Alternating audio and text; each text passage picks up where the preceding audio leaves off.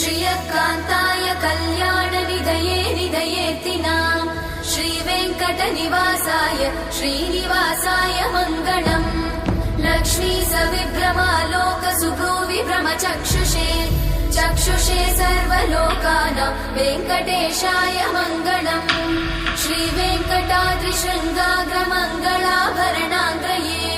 मङ्गलानां निवासाय श्रीनिवासाय मङ्गलम् सर्वावयव सौन्दर्य सम्पदा सर्वचेतसां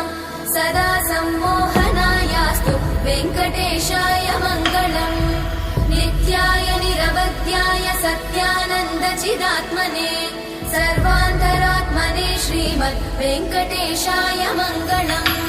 स्वतः सर्वविदे सर्वशक्तये सर्वशेषिने